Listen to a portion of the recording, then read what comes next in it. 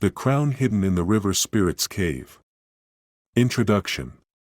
Long ago, in the Edo kingdom of Nigeria, there was a wise but aging king named Oba Yuka II. His crown, passed down for generations, was not just a symbol of power but also of balance between the living and the spirits. The crown was said to carry the blessings of Olakan, the river spirit of wealth and mystery. But one night, as the moon shone silver over the palace, the sacred crown disappeared. The palace guards searched everywhere, yet no trace was found. Rumors spread like wildfire. Some said jealous chiefs stole it, others whispered that the gods themselves had taken it back. The royal diviner was called, and after casting cowries, he declared, "The crown lies in the cave of the river spirit. Only one with a pure heart may bring it back. The chosen one."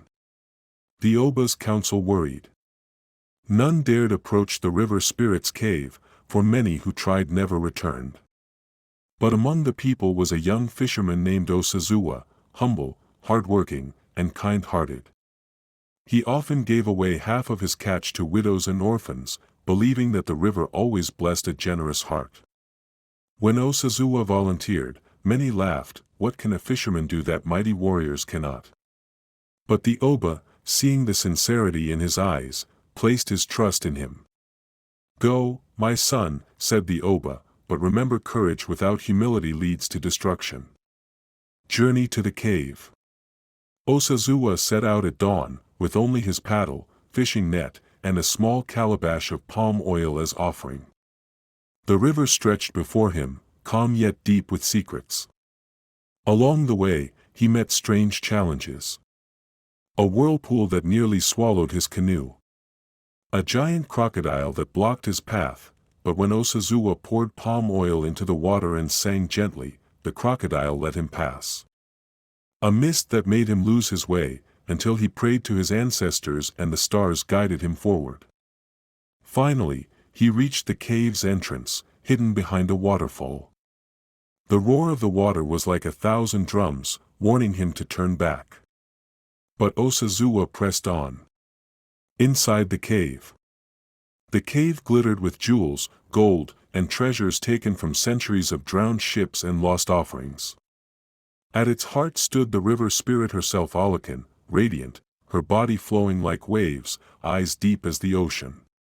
"Why have you come, mortal?" she asked, her voice echoing like thunder beneath water.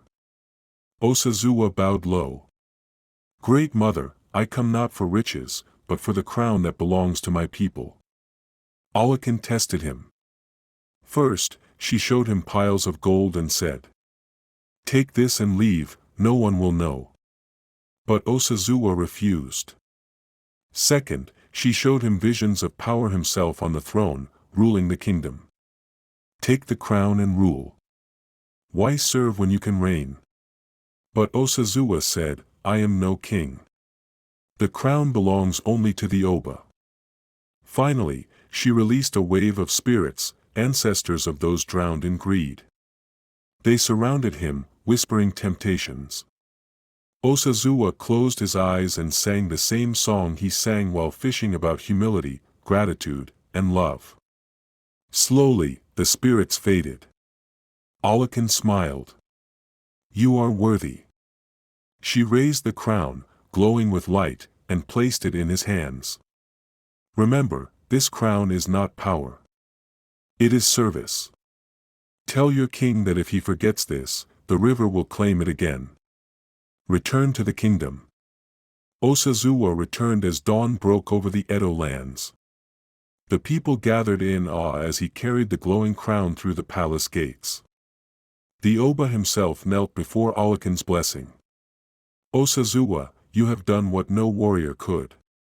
You faced greed, power, and death, and yet chose humility." The Oba placed his hand on Osazuwa's shoulder. "From today, you are not just a fisherman. You are the guardian of the river." The people celebrated for 7 days and nights, dancing, drumming, and praising both the Oba and the fisherman, who became a hero. The moral lesson.